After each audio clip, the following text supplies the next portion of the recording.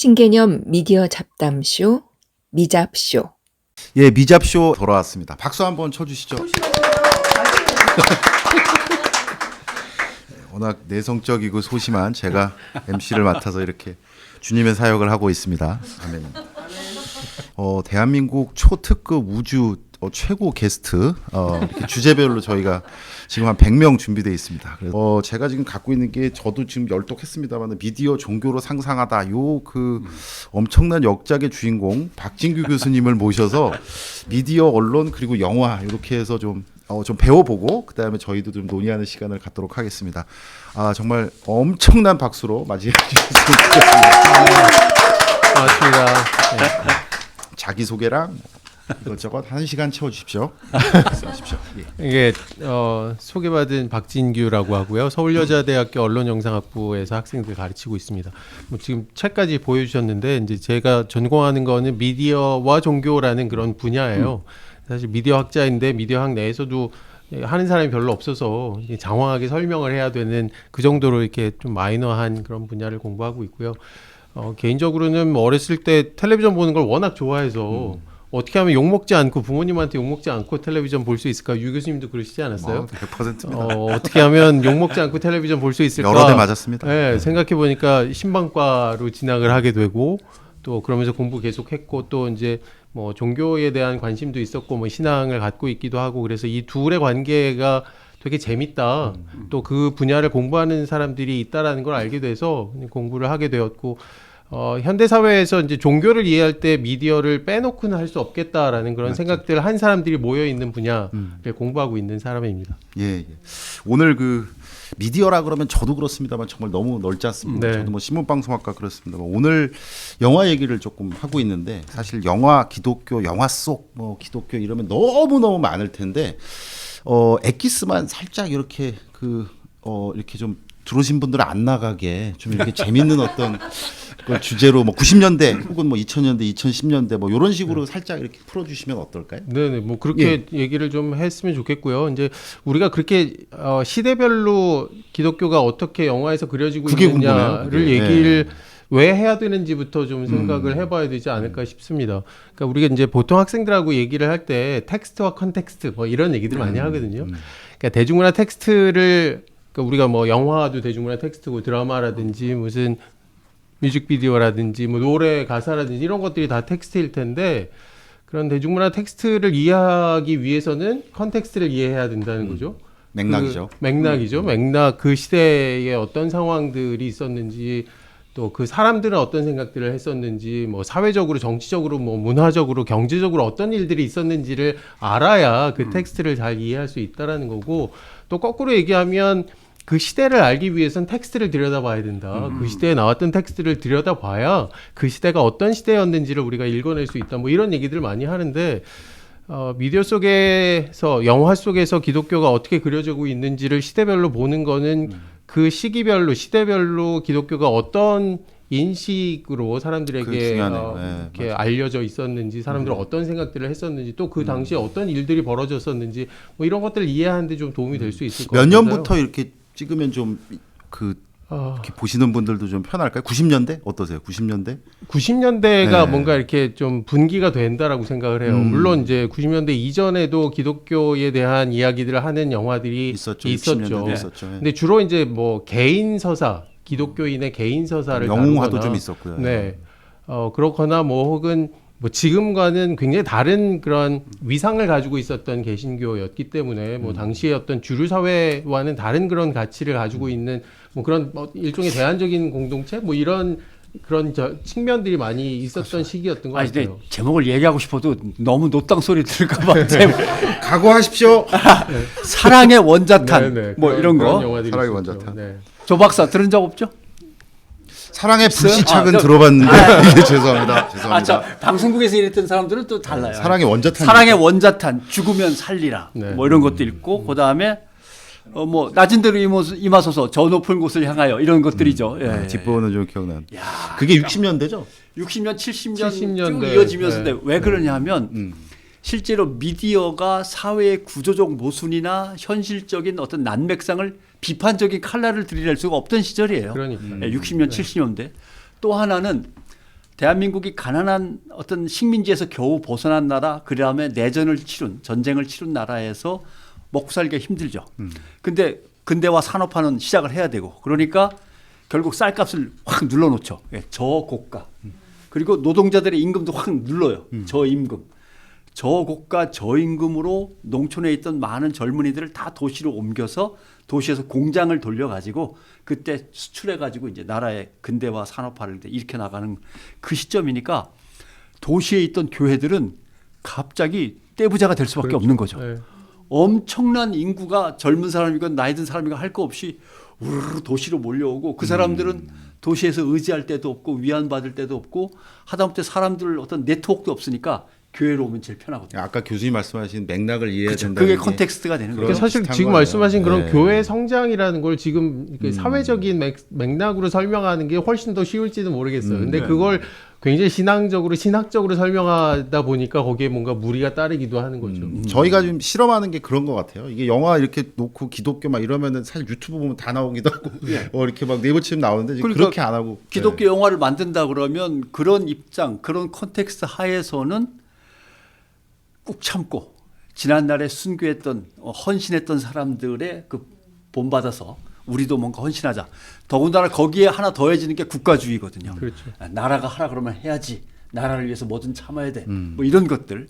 그게 국가주의와 교회가 맞물리고 그것을 국민들이 바라볼 때는 그래. 열심히 헌신하고 충성하고 내가 열심히 하면 또 고도 성장으로 접어드는 그 시대니까 내가 열심히 하면 기회는 와. 이러면서 스스로를 채찍질하고 교회에 가서 서로 그게 단합하고 어찌 하자. 보면 굉장히 가시화됐던 처음 모습이다. 아까 사랑의 원자탄으로 대표되는 네. 굉장히 강력한 그런 영화. 그런데 그 다음에 뭐 네. 소위 그 사실 이제 90년대부터 얘기를 하자라고 했던 이유 중에 하나가 그 이전에는 우리가 한국 영화를 뭐라고 불렀는지 혹시 기억나세요? 방화라고 불렀죠. 예, 곁방자를 써서. 예. 방금 방화라고 바로 나오신 분들은 연식 대장내시경 나옵니다. 꼭 받으셔야 됩니다. 네. 네, 적어도 5년에 한 번씩은 대장내시경. 자, 예, 계속하시죠. 대장내시경 교수님. 예, 받으시죠. 작년에 받았습니다. 아 그렇습니까? 그러면 4년 뒤에. 예. 중심의 영화가 아니라 우리 뭐 이제 할리우드로 대표되는 그런 서양에서 만들어진 선진국에서 만들어진 몰랐네. 영화라는 것이 영화이고 우리는 정말 이렇게 곁방에서 만들어지는 것이다라고 뭐 상업화도 되지 않았다기보다 상업화가 지금처럼 이렇게 영화의 중요한 어떤 동력이 아니었던 그런 시대였었고 뭐 스스로 이렇게 비하하는 것도 있었고 근데 90년대 들어오면서 이제 굉장히 큰 변화가 나타나잖아. 한국 네. 사회에서 일종의 문화적인 저는 황금기가 아니었나 90년대가 뭐 서태지로 대변되는 92년에 서태지가 데뷔를 하는데 그 이후에 이제 황금기가 되면서 영화에도 이제 우리가 최초의 한국의 블록버스터라고 쉬리라고 얘기하지 않습니까? 예. 쉬리가 이제 7년인가 96년인가요? 그때 나오게 되고 그러면서 몽글몽글하네요. 이제 대기업 대자본이 거대 자본들이 이제 영화에 투자를 하고 개입을 하기 시작을 하죠. 그러면서 이제 해외에서 할리우드에서 만들어지는 게 직배되기도 하고 뭐 기억나실 겁니다. 직배 반대하기 위해서 직배 영화에다 뱀 풀어놓기도 하고 뭐 시위 많이 하고 그랬었잖아요. 영화관에 뱀을 네. 풀었다는 사건에 대해서 네. 전혀 감이 없는 분들 계시겠지만 그러니까요. 예, 우리 뭐 극장에 영화를 보러 갔는데 그게 직배 첫 번째 영화였거든요. 그걸 반대하는 영화인들 혹은 뭐 그걸 반대하는 국민들이 거기다가 이제 항의의 표시로 뱀을 풀어놨던 그런 사건들도 있었죠. 저희 채널은 팩트 한번 찾아보시면 영화관 뱀 이러면 나올 겁니다. 사실 더 정확히 얘기하면 뱀이 풀어서 돌아다닌 건 아니고요. 네. 그 자루 안에 넣어서 이제 사람들에게 겁을 주기 위해서 정말 야만의 시대였군요. 아 그리고 그러면 그 시절에 이제 기독교를 건드리는 방법이 뭔가 세련돼졌다. 약간 봉인이 해제됐다 뭐 이런 세련되졌다기보다 의미일까요? 이제 90년대에 우리가 얘기해 볼 수 있는 영화는 뭐 할렐루야 같은 영화 그러네요. 기억나네요. 박중훈 씨. 네, 박중훈 예, 씨가 사기꾼. 나왔고 이경영 씨도 나왔고 성현아 씨도 나왔고 고서영 씨도 잠깐 등장하고요. 차태현 씨가 아주 청소년으로 나왔던 그런 영화였었는데 그게 97년에 나왔거든요. 그러니까 저는 뭐 세련돼졌다라기보다 이렇게 얘기를 하고 싶어요. 그 전에는 아까 얘기했듯이 90년대 이전에는 영화 속에 등장하는 크리스찬들의 어떤 개인적인 영웅서사에 대한 그렇죠. 이야기를 하거나 65년. 혹은 네. 변 기자님 말씀해주신 어떤 이데올로기를 제공하는 그런 교회에 대한 이야기를 했다면 이제 90년대에는 개신교가 혹은 크리스찬이 조롱의 대상 혹은 비판의 대상이 희화화의 대상이 될 수 있다라는 것을 보여주는 거죠. 예. 90년대 이렇게 영화에 대해서 투자를 하고 상업적인 어떤 성공을 거둘 수 있다라는 그런 문화적인 황금기 속에서 나오다 보니까 그 영화에서 다루는 소재들이 굉장히 다양해지고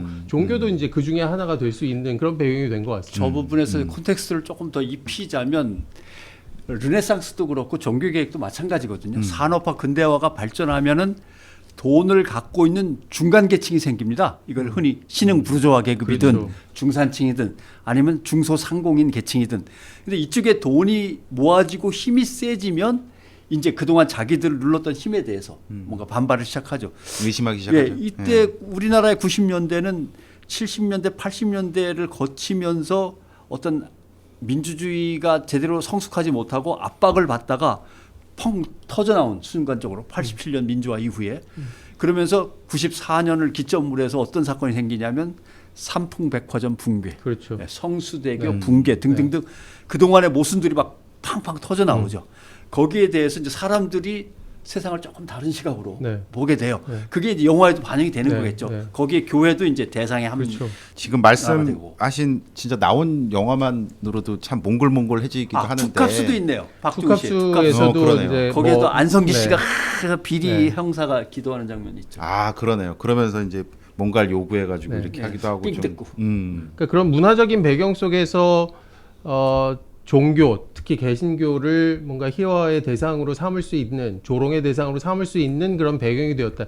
뭔가 이렇게 표현에 대해서도 훨씬 더 그 폭이 넓어지기도 하고 또 이제 엄숙주의가 뭔가 파괴된 그런 시점하고도 맞물리는 것 같아요. 근데 우리가 보통 그 전에는 코미디라고 불렀던 것을 개그라고 부르기 시작하잖아요. 그러니까 그게 이제 말로 웃기는 그런 것들이 나타나게 되고 뭔가 권력에 대해서도 뭔가 그 웃음의 대상으로 삼기도 하고 뭐 그런 시점에 이제 90년대라는 것이 또 이게 종교에 대해서 뭔가 본격적으로 다루고 비판의 목소리들이 나오기 시작한 그런 맥락으로 이해할 수 있지 않을까 싶습니다.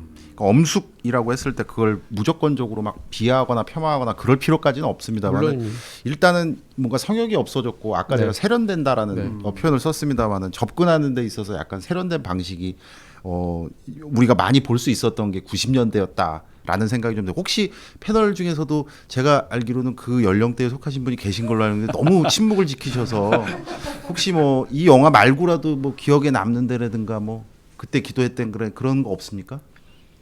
네, 됐고요. 그러면 90년대가 어쨌든 네. 봄을 터지고 저한테도 90년대라 그러면 사실은 2시간, 3시간 막 이럴 텐데 네. 난 알아요. 막 이거부터 시작해가지고 했는데 그러면 기독교가 보이는 네. 영화라고 했을 때 90년대가 그렇게 뭔가 팡 터지는 그 어떤 시기였다면 그 다음 시기는 어떤 시기가 될까요? 그러니까 사실 이제 90년대에 왜 그렇게 개신교에 대한 조롱이 시작될 수 있었는지에 대한 또 배경도 설명을 해야 될 것 같은데 그때가 이제 지금 말씀하신 아까 80년대 말씀하신 것처럼 70년대부터 시작된 개신교의 성장, 부흥 뭐 이런 것들이 이제 거의 최정점에 달했던 정점이죠. 그런 네. 시기가 되는 거죠. 그런 성장 속에서 개신교가 일종의 우리 한국의 3대 종교 중에 가장 어떤 큰 힘을 가지게 되고 뭐 인구수도 그랬습니다만 권력의 문제나 돈의 문제에서 제일 어떤 주류적인 위치에 가게 되는 것 역시 그런 개신교에 대해서 영화가 다루게 되는 그런 배경이 될 수 있지 않을까 싶습니다. 그리고 또 재밌는 거는요. 그 90년대에 들어서면서 2000년대까지 이어집니다만 주류 개신교에서 그런 문화의 중흥기, 문화의 황금기에 대해서 어떤 반응을 보였는지도 되게 재밌는 것 같아요. 기윤실에서 예. 당시에 박진영 또 박진영이 키웠던 박지윤이라는 가수의 어떤 앨범이나 그들의 퍼포먼스나 가사 뭐 이런 거에 대해서 굉장히 어떤 비판적인 그런 운동도 하고 또 그래서 이제 당시에 문화연대라고 뭔가 진보적인 그런 문화 운동을 하고 있는 세력들하고 아주 부딪히는 시점도 그때였거든요. 그러니까 이거는 대 기자님 좀 말씀해 주셨으면 좋겠는 게 원래는 개신교가 60년대, 70년대, 80년대까지만 해도 문화를 뭔가 주도하고 네. 뭐 그 속에서 뭔가 주도권을 가지고 있는 그런 세력으로 한국 사회에서 인식이 되었다면 예. 이때 90년대부터는 뭔가 이렇게 시대적 속도에서도 뒤처지고 오히려 거기에 뭔가 발목을 잡는 걸림돌로 인식되는 그런 시점이 아니었나 좀 그런 생각도 좀 들더라고요. 그러니까 대상이 변한 거죠. 예를 들면 산업화 근대화가 시작도 못했을 때, 그때가 이제 1945년 해방 직후가 될 테고, 네. 산업화 근대화가 정신없이 달려갈 때, 그때는 거기에 이제 막 내몰린 이제 국민들 다수가 있었고, 그게 끝나고 그 국민들이 중산층이 되고 나름대로 중상공인이 되어서 세상을 갖다가 좀 넓게 보기 시작하고, 그다음에 자기들의 어떤 시민 의식이나 민주 정치에 대한 의식들도 달라지고 있단 말이죠. 그러니까 권력자라는 걸 또는 사회 기득권층이라는 걸 보는 게 이제 달라지기 시작하는데, 요때가 90년대 말로 가면서 왜 문제가 되냐면 말씀하신 대로 교회의 성장도 끝나가지만 사회의 성장도 경제 발전도 거의 이제 마무리란 말이죠. 그러니까 이제 빈부격차가 슬슬 벌어지기 시작하면서 사회의 모순이 보이는데 교회는 그 모순에 대해서 뭔가 새로운 어떤 모습이나 적절한 대안을 못 내놓는 이런 문제가 생기는데 교회가 그걸 놓친 거죠. 왜냐하면 이런 말하면 되나? 안 될 것 같아요. 교회가 왜 놓쳤냐 하면 새로운 젊은 세대가 새로운 눈으로 교회를 바라보고 있는데 그렇죠. 교회에 들어오는 11조는 변함이 없어. 11조 인구에는 변함이 없는 거예요. 왜냐하면 베이비 부모 세대와 베이비 부모 세대의 아들, 딸들이 계속 유입되면서 30대, 40대, 50대가 11조 인구인데 그게 움직이질 않으니까 그 밑에 어린이들과 청소년들과 젊은이들이 흔들리고 있는 게 그렇게 위기의식으로 다가오지 않아요. 네, 예. 그러니까 시대를 놓치는 거죠. 시대의 변화를 완전히 놓쳐갖고. 예. 근데 또 반면에 문화적인 영역에서는 보이지 않았던 것보다 또 굉장히 예민하게 반응했다라는 생각이 들어요. 그래서 그렇게 이제 서태지를 비롯해서 그 이후에 이제 굉장히 문화적인 폭발에 대해서 걱정스러운 눈으로 교회에서 바라보기 시작을 그러니까 하고 교회가 바뀌어야 네. 되는데 자기가 못 바꾸니까 교회로부터 그렇죠. 벗어나는 것들을 갖다가 어떻게든 통제하려고 했던 것이 이제 그 몸부림인 거예요. 제 역할을 좀 이해해 주셨으면 좋겠는데 이게 대화가 너무 주님에게 가면 제가 좀 이렇게 영화로 다시 이렇게 좀 그래서 제가 90년대 말씀을 좀 네네. 해주셨는데 그 제가 한번 요거 이렇게 준비하면서 한번 쳐봤어요. 그러니까 기독교 영화 이렇게 쳐봤는데 친절한 금자씨가 뜨더라고요. 아, 네. 그래서 친절한 금자씨 하면 우리가 너무나 잘 알고 있는 그 대사 있지 않습니까?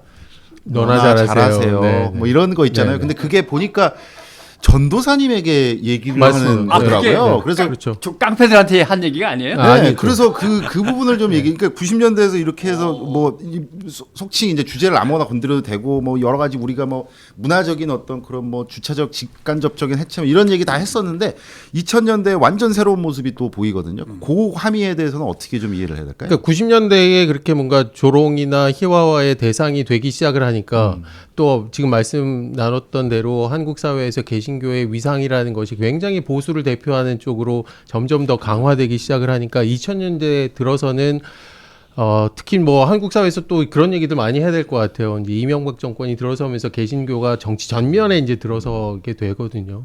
뭐 뉴라이트와 관련된 것도 그렇고 이제 사실 그 2000년대의 한국 사회에서 개신교가 어떤 이미지로 사람들에게 각인되었느냐를 생각하면 저는 2002년 대선을 앞두고 서울시청 앞 광장에서 개신교가 주최하는 이제 시위가 열리거든요. 그렇죠. 집회가 열리게 되거든요. 근데 그때 태극기와 성조기가 함께 휘날리는 그런 장면, 뭐 굉장히 엽기적이라고 생각할 수 있는 그런 장면이 그때부터 이제 시작이 되는 것이죠. 아, 그랬네. 그러니까 개신교가 어떤 친미 혹은 반공 또 어떤 보수적인 정치적인 이데올로기와 아주 직접적으로 연결된다라는 게 사람 대중들의 어떤 이미지에 각인이 되었던 그런 시점이었던 것 같고요.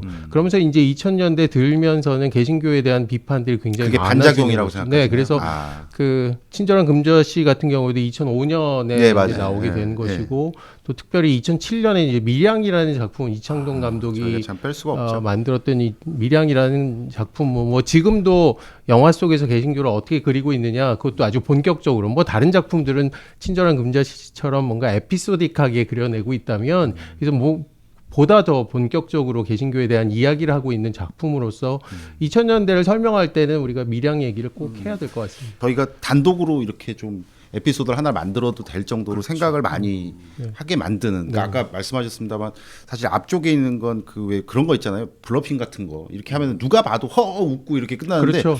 밀양은 도대체 보고 네.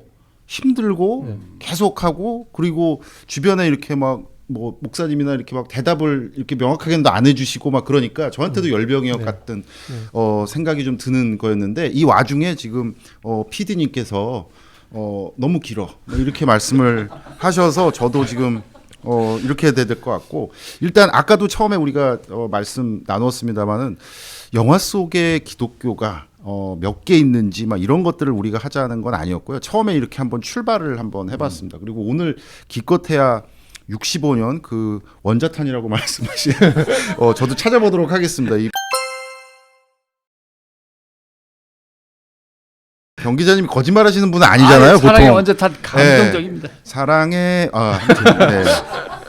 요가에 나오면 이제 나가시겠죠. 그러니까 안 되는 거고요. 아무튼 그렇게 하셨고 그다음에 훅 뛰어가지고 또 90년대 말씀해 주셨고 그리고 또 2000년대 말씀해 주셨습니다. 그 다음에 만약에 이 채널이 살아남는다면 구독과 좋아요 신경 써주시고요.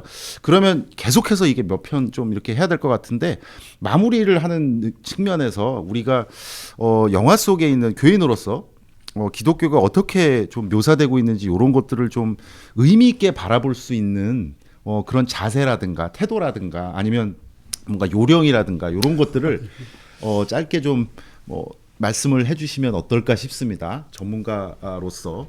저한테 물어보신다면 저는 그렇게 그 얘기를 좀 해드리고 싶은데요. 보통 지금 우리가 영화나 혹은 드라마나 이렇게 대중문화 속에서 개신교에 대해서 굉장히 비판적이고 조롱하고 희화화하는 그런 모습을 보면서 개신교인들이 보통 취하는 태도는 굉장히 화를 내는 거죠. 맞아요. 화를 내고 어떻게?